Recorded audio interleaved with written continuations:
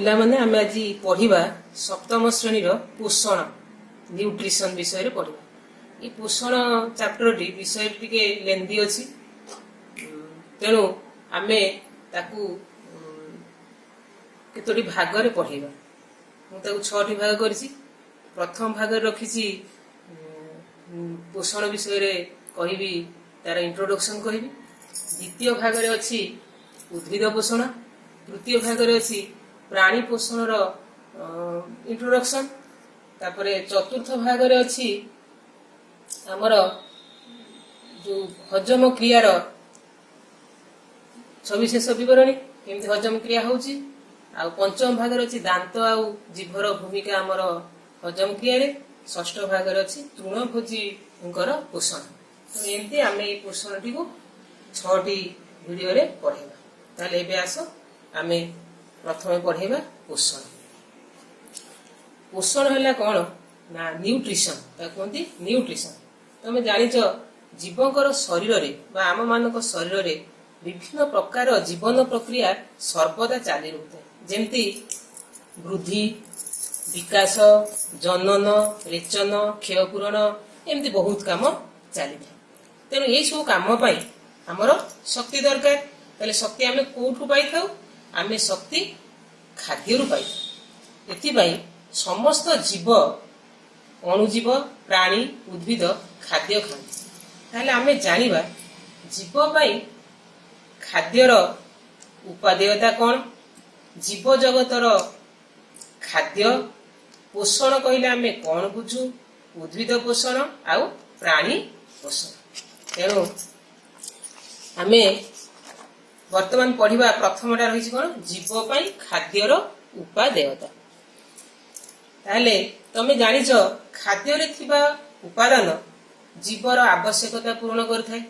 ତମେ ଆରମ୍ଭରୁ ପଢିଛ ପୂର୍ବ ଶ୍ରେଣୀରେ ଯେ ଉଦ୍ଭିଦର ଖାଦ୍ୟରେ ଆମର ଉପାଦାନ ଗୁଡିକ ହେଲା କଣ, ଶ୍ୱେତସାର, ସ୍ନେହସାର, ପୁଷ୍ଟିସାର, ଜୀବସାର, ଧାତୁସାର ଏବଂ ଜଳ। ତେଣୁ ଆମେ ସେ ବିଷୟରେ ଟିକେ ଟିକେ ଜାଣିଦବା।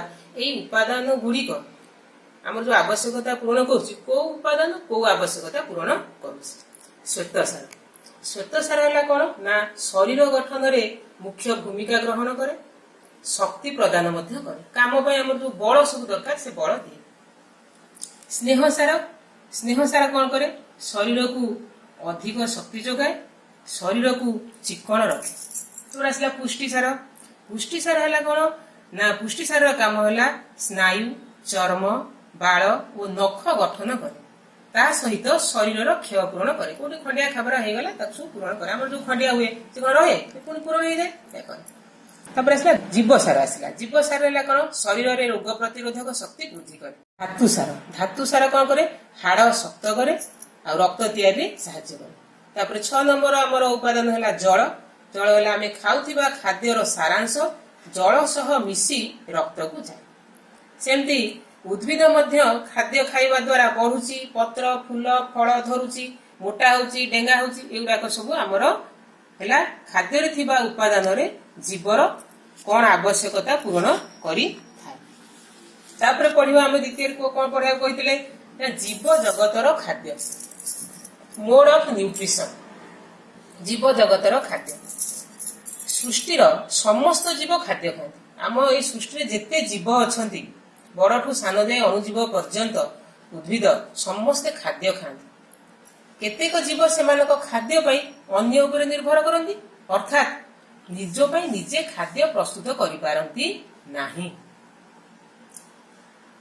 ଆଉ କେତେକ ଜୀବ ଅଛନ୍ତି ସେମାନଙ୍କ ଖାଦ୍ୟ ପାଇଁ ଅନ୍ୟ ଉପରେ ନିର୍ଭର କରନ୍ତି ନାହିଁ, ଅର୍ଥାତ୍ ନିଜ ଖାଦ୍ୟ ନିଜେ ପ୍ରସ୍ତୁତ କରିଥାନ୍ତି। ତାହେଲେ ଆମର ଯୋଉ ଯେତେ ପ୍ରକାର ଜୀବ ରହିଲେ, ଆମେ ଏଇ ଯୋଉ ଖାଦ୍ୟ ପ୍ରସ୍ତୁତ କରିବା ହିସାବରେ ଆମେ ଦିଟା ଜାଣିଲେ। କେତେକ ଜୀବ ସେମାନଙ୍କର ଖାଦ୍ୟ ପାଇଁ ଅନ୍ୟ ଉପରେ ନିର୍ଭର କରନ୍ତି ନାହିଁ, ଅର୍ଥାତ୍ ନିଜ ପାଇଁ ଖାଦ୍ୟ ନିଜେ ପ୍ରସ୍ତୁତ କରିଥାନ୍ତି।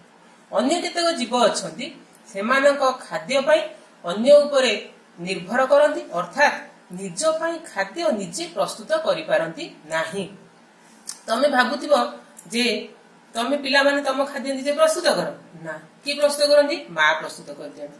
ତାହେଲେ ମା ତ କରନ୍ତି ନା, ମା ଯୋଉ ଖାଦ୍ୟ ପ୍ରସ୍ତୁତ କରନ୍ତି ଆମ ପାଇଁ, ଭାତ, ଡାଲି, ତରକାରୀ ଯାହା କଲେ से जो जिनस गुड़ा सब रहा से कौन आसला कौन आणुंट तेणु आमे आम खाद्य निजे प्रस्तुत करें ना तेणु आम ये देखिले जीव जगतर खाद्य दी भाग है निज खाद्य निजे प्रस्तुत करि निज खाद्य अन्य उपर निर्भर करती ताले निज खाद्य निजे प्रस्तुत किए करती जो मैंने करती कहते स्वपोषी निजे निजे सी पोषी बा स्वभोजी स्व है निजर निजे निज भोजन करते ऑटोट्रॉप्स कहते ऑटोट्रॉप्स किए से ना सबुज कणा थिबा उद्भिद आम जो उद्भिद देखुच गछ देखुच जो गछर सबुज कणा अच्छी से माने निज खाद्य निजे प्रस्तुत करि तेणु सबुज कणा थिबा उद्भिद को आम स्वपोषी बा स्वभोजी बा ऑटोट्रॉप्स आसला कौन निज खाद्य अन्य उपर निर्भर करता कहती कौन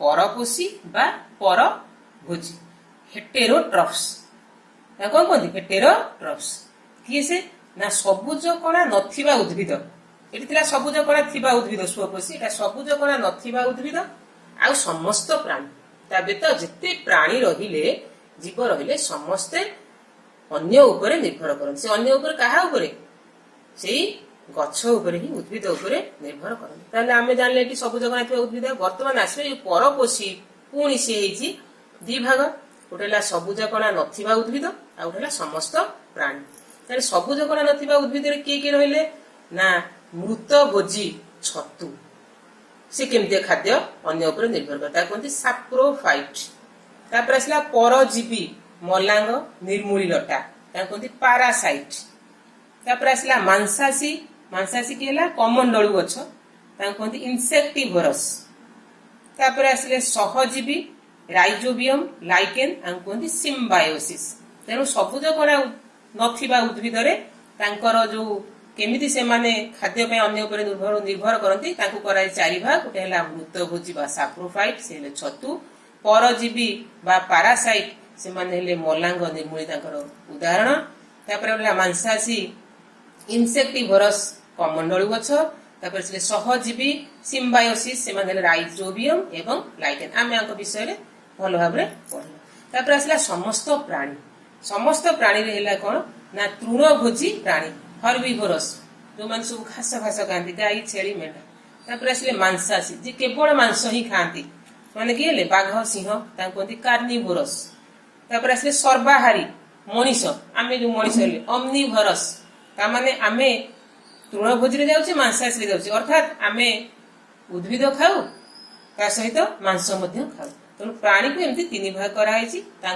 मोड ऑफ न्यूट्रिशन अनुसार तृणभोजी हर्बिवोरस मांसासी कार्निवोरस एवं सर्वाहारी ओमनिवोरस आम हेले सर्वाहारी तापर देखिबा जे आमे एठी कहिले जे निज खाद्य निजे प्रस्तुत करथांती से हेले सबुज कणा थिबा उद्भिद निज खाद्य पे अन्य उपर निर्भर करती से माने सबुज कणा नथिबा उद्भिद समस्त प्राणी केमिति से माने अन्य उपर माने कहा उपर निर्भर करछंती से विषय रे आमे देखियो देखो एठी रहिला खाद्य पई आमे समस्त उद्भिद उपर निर्भरशीलता देखो गोटे मनीष आमे कहबा आमे कई गछ उपर निर्भर करिबा आमे जदी केवल माछ मांस खाइबा हमर गछ ठई कोन काम अछि हम तो मांस खाइबा ना गछ कई खाइबा गछर जो पनीपरिबा खाइबा नाही देखो ताले जदी आमे एठू खाइले आमे एठी देखो एठी गोटे देइछि क्षीर पीले क्षीर कोठू आसिला गायठू गाय कोन खाउछि घास तेणु आमे कहा पर निर्भर कले उद्भिद उपर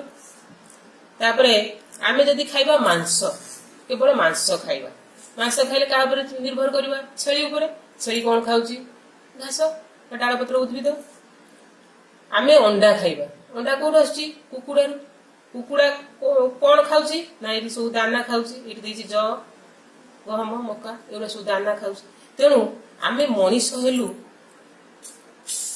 सबु बेले उद्भिद उपरे निर्भर करू खाद्य पाई ताले खाद्य पाई आमे सबु बेले उद्भिद उपरे निर्भरशील हेई थाउ तापर आसले आम पढिबा पोषण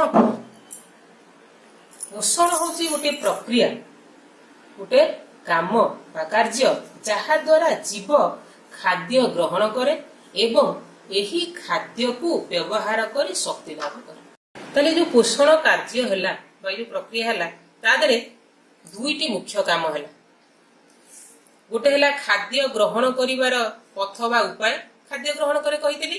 द्वितीयटी है से खाद्य को व्यवहार करी शक्ति लाभ कर किपरि खाद्य को व्यवहार करी शक्ति लाभ करबा। ताहले पोषण रे हमर दुईटी मुख्य काम होला। गोटे है खाद्य ग्रहण करिवार उपाय बा पथ से खाद्य को व्यवहार करी केमिति शक्ति लाभ करबा। ताहले ए दुईटी विषय रे हमें पढिबा। ताहले हमें जो पोषण पढिबा पूर्वरु ए जो कार्य विषय जानिया पूर्व आ गोटे जानिबा जिंस पोषक एटा कहथि पोषण पहला पोषक पोषण पाई आवश्यक उपादान को पोषक कहा जाए। जो पोषण जो है हमें जो खाद्य खाइले से हमें शक्ति लाभ करे से किसी जिनस दरकार से जो आवश्यक उपादान गुड़िक है कहते पोषक। बुझे दौची केमती मन कर तुम माँ खीरी प्रस्तुत करेंगे ताले खीरी पे कौन कौन जिनस सब दरकार कहल चाउल क्षीर पानी चीनी गुजराती एगुड़ा सब दरकार एगुड़ा सब है पोषक। जो खीरी है मन कर से पोषण बुझेगा। ताले पोषण है कौन आमर खीरी मुझे उदाहरण दे बुझे खीरी खीरी पे आवश्यक जो उपादान गुड़िक चाउल क्षीर पानी चीनी गुजराती गुड़ाक सब है पोषक। तेणु आम पोषण आ पोषक भितर तमे पार्थक्य जान लो।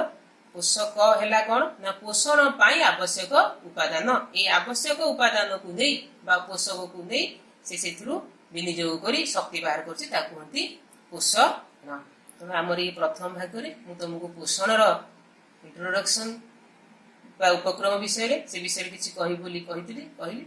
वर्तमान आम द्वितीय भाग पढ़ा जो अच्छी उद्भिद पोषण। द्वितीय भाग वीडियो को तुम